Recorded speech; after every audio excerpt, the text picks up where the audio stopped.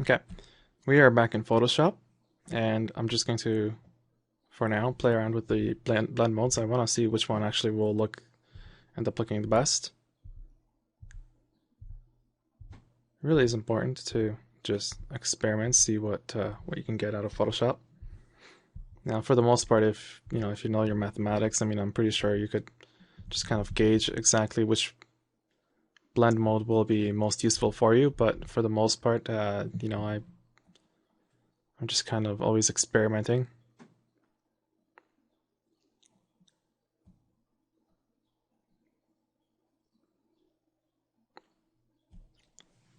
Okay, so we have a result like this. I can see my seams pretty clearly in here.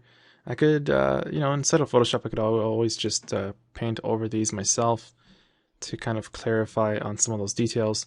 I could zoom in, and I could obviously paint in these stitches in here. I could also do that within ZBrush if I need to. I don't know, I'm just kind of looking at this right now as it is. Now, one thing that I should note is the way I have done the model so far is that I have gone ahead and painted a lot of these details into the model for the sake of finishing up the sculpting DVD. Now, what I would have normally done in a more realistic production, something that would have actually been more beneficial for me, is to leave out the stitches altogether. What I should have really done is I should have just gone ahead and only applied the pattern, the fabric pattern on here, made an ambient inclusion map for just the seams, but once I would have finished that and obviously painting the stains, once I would have painted the stains and all of the other stuff, then what I could have done is I could have gone ahead and used poly painting and the stitches brush that I had made previously, and had gone ahead across this model and painted in all the stitches after the fact. That way I would have gotten the colors done for me automatically without me having to worry. At the same time, all this patterning that you see across here, that would have been pretty much handled for me as well at the time of sculpting. I could have upped the subdivision level on my model, and I could have gone ahead and painted a lot of these, or at least I could have placed all my masks and color maps in here exactly like I did with the texture, with the seams or stitches, and all that could have been handled for me a lot quicker. In this case, what I could do is I could just go ahead and just create a new layer. I could just place it above all this. I could just pick whatever color I want, maybe even something a little bit more saturated. And I can just go ahead and just paint over all these stitches. And maybe not like that, I'm probably just going to place it above the map, or this map that's multiplying whatever, or multiplying over all this detail. So I don't want it to multiply over this. I'm just going to do this for now. Now I could probably be a little bit more, a little bit more careful when I do this. And I guess I could just go ahead and just zoom in a little closer and just start painting some color on here. Again, this is the long way of doing things, and I don't recommend it. Recommend it.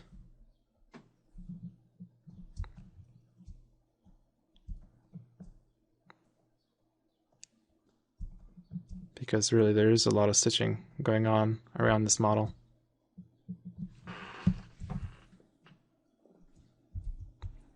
So again, ideally, what you probably would have done is you would have made a stitch map, or you would have reused whatever you had made previously in a tutorial, and you would have applied this as a last step after having your texture done.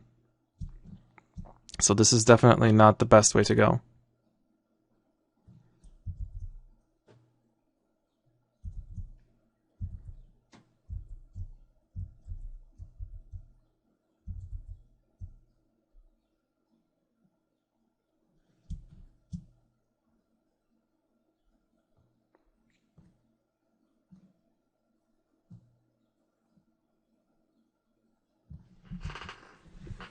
And obviously I could do the same thing here where I could just go ahead and paint over this. Now there's obviously ways that I could speed this up. I could just go over this entire area and just put in one of the blend modes not to be affected by the black, or I could just go ahead and just mask some sections out and speed that up. I'm going to do that a little bit later. For now, what I want to do is I want to see how all these stitches actually end up looking on the model itself. And of course, one of the powers here is that I can, in fact, especially after I get this done, and really I don't want to paint above these, the black parts of the seam. I just want to kind of paint within this boundary that I have here. So now what I'll do is I'm just going to fade this in or out so that I can get something like this. I really don't want it to be too strong. At the same time, I could just go ahead and just go into one of my blend modes, and at the very least this way, depending on which one I end up using, I'll still see my black colors or my shades a little bit clearer, because now I'm just using the screen and I could just bump this up to 100%. Even if I go over this, granted not with screen, but if I go in with some of the other modes, like this one for example, I get to see a color, obviously not the one I chose, but I also get to see the shades, and I could obviously just go back in here, just choose the erase tool, and very quickly just erase like this. And for the most part I get to see that result. Now if you're using especially overlay and you got colors like this going on, this, especially this yellow here, you could very easily just change that by going to Image, Adjustments, Hue and Saturation, and in here you could just go ahead and just play with the hues and play with the saturation.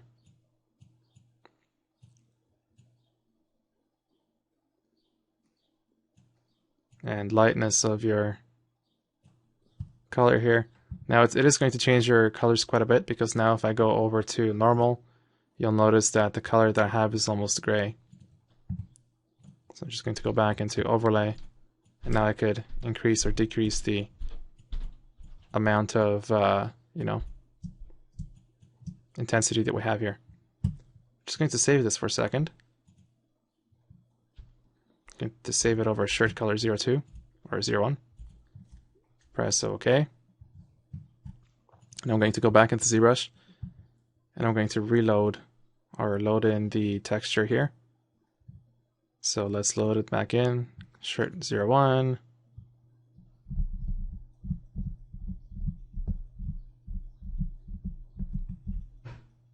And just load it into here.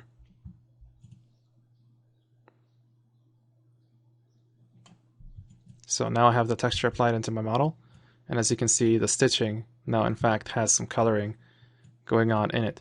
This is, it's looking a lot nicer than it did before, that's for sure, because at the very least now you have some contrasting colors, you're starting to see some details on here. Now imagine if I did the same thing here, maybe added even a little bit of a darker color between these stitches. If I do that, if I do something like I did with the jean texture earlier in Photoshop, then I'm going to add a little bit more color detail into here, and it's just going to look that much more interesting. And you know what, just as a test, I'm going to go ahead and just click BPR, because I'm kind of curious about how this is going to look.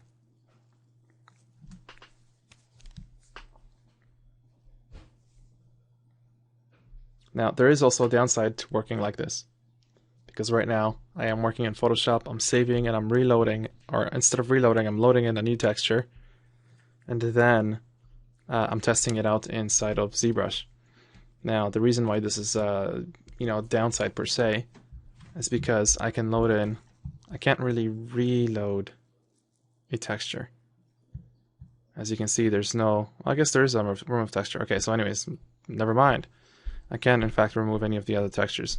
I know for a fact that, with tools such as this, the only way to remove a tool is to delete all the subtools, because there is no actual remove subtool function in here. You can restore configurations, you can reset Go Z, but there is no remove tool. And that goes for a few other menus as well. You know, in here I don't really see any remove. See what I mean? So anyways, in here I guess I could just go ahead and just select my previous texture like this. I could go ahead and just press remove, and it in fact has removed that texture, or just a bunch of other textures it seems. Anyways, I still have this texture in here, so it's perfectly okay. I could just go ahead and just clone this one to move it back into my texture menu, and it's back. Okay, but yeah, I just wanted to kind of get, just throw in that note. For the most part, I'm going to be working inside of Photoshop, so I'm not really even worried about that, because as I just work in Photoshop, I'll just keep everything there. So let's go back into Photoshop. And now I'm going to do the same thing that I did here. And considering this layer is on its own, I could very easily just go ahead and paint in all these details into these things here. And for the most part, you know what, actually what I should probably do is I should take this back to normal, and I should select this color here, and I should really just go ahead and go to 100%, select any one of these colors, and then use it over this section here. And the reason why I wanted to go into normal mode, in my blend modes, and go to 100% is because when I select this color, and now I paint it over this section here, when I go back into overlay, you'll notice that this color here and this color here is identical. Of course, I'm going to remove some of the fill opacity. And I could always just go ahead and just, redo exactly what I did earlier. Now, granted, I might actually want a different color for this section than I did with the stitches. Probably. But the nice thing is with overlay especially is that I can be a little bit more loose when I paint this detail in. But I will most likely want it to be a little bit more desaturated, because this isn't the stitching that I'm using. The thing that I'm painting in right now.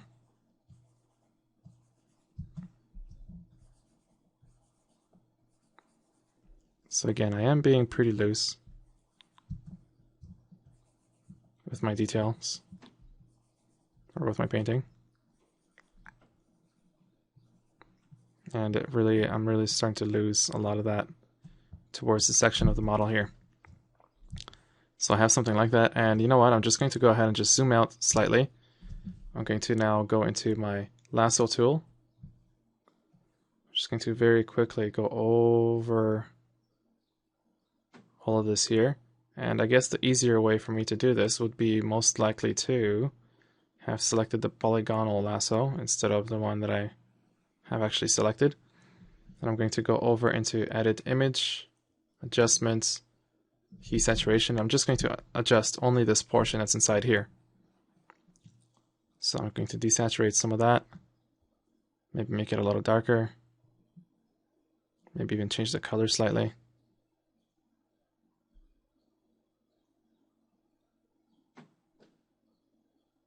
No, do I want the greenish color? I might even make it darker altogether. But I do definitely want to change it up slightly. I could go ahead and just choose colorize to do something like that.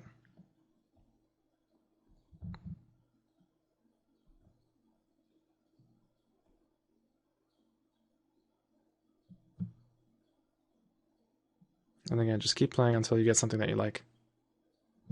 And I think that might work. So now I'm going to clear the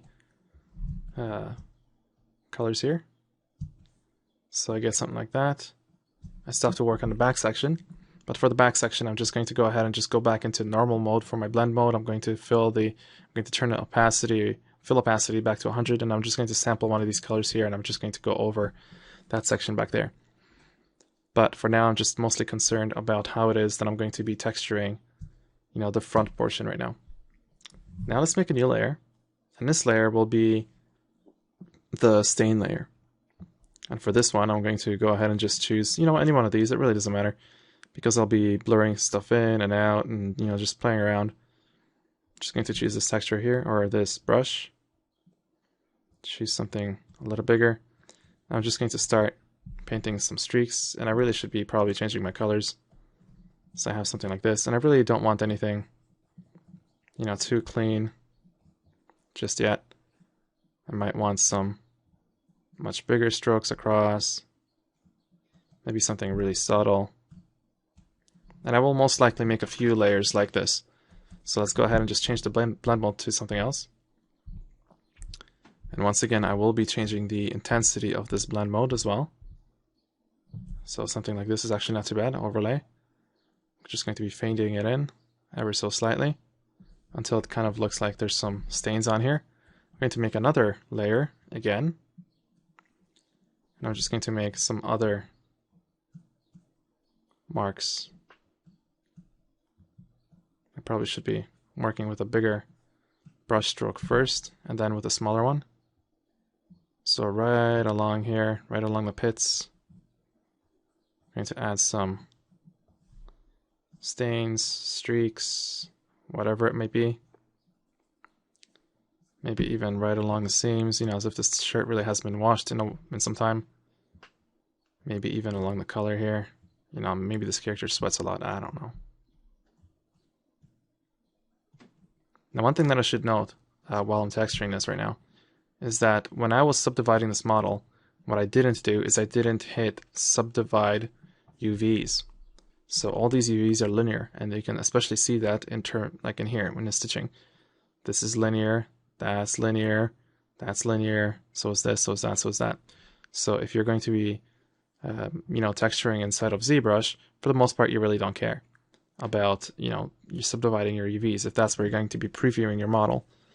But, and especially when you're going to be transferring from texture to UVs back to texture, it really doesn't matter for the most part, because the only time it really matters is when you're doing your, you know, when you're working on your final model. And my final model is going to be retopologized, and that model's UVs will be, in fact, sub-UV or subdivided. So I just wanted to kind of throw that out, that it is a big deal, you know, the subdivision process for UVs. But the reason why I didn't worry about it is because I'm going to worry about it when I go ahead and just use when I create my final asset mesh. So I'm just going to go back into some of these blend modes here, maybe even multiply, lower the opacity, load in something like that. And, you know, it's not perfect. I'm not really sure if I like the colors that I have right now. I kind of do want some of the stained colors. Color burn is a little bit much. Linear burn actually works pretty well. Going to fade it out even more slightly though. I probably want more, especially in the bottom. Again, she's a fairly big texture. And add a little bit more dirt in the bottom.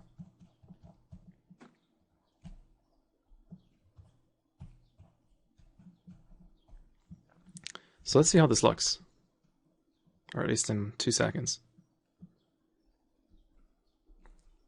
Again, I'm just going to add some of that dirt right along in there. And again, what I will be doing later is I will be in fact adding a little bit more stuff in here. Now you have the stitching here. You know what? I might as well even do it now. I'm just going to create a new layer that I'm going to put below the stitching. And you could, right now, especially now, when you're working with these textures, right now I have layer 1, layer 2, layers 3, 6, 5, whatever, but it's kind of hard to tell what's what. So when you're working with these layers, it really is a good idea to just go ahead and just go to layer properties and just rename it. So in this case, my layer is stitches.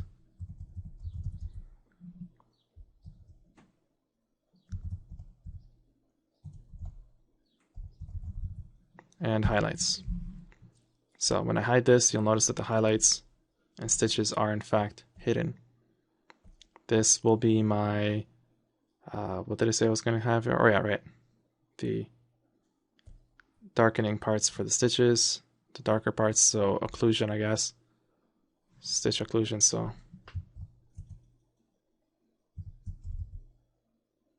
OCC for occlusion. This is stain 1. So layer properties, stain 1. And this will be my stain 2.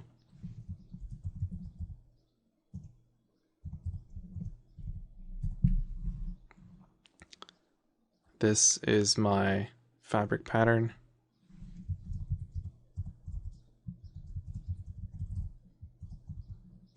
In case I add another one, this, I named it part number 1. This is the cavity map, shirt cavity map, and the shirt ambient occlusion. Now, of course, I can't really rename this right now. Well, or can I? I've never actually tried. So right now it's named layer 0, but it's also the background. So if I double click on this, just click OK, you'll notice that it's going to be unlocked. And now I can change this layer 0 to ambient occlusion. So AO, so shirt AO. Map. Okay, so now everything is named, it's all clean, and I'm going to continue painting in the next part.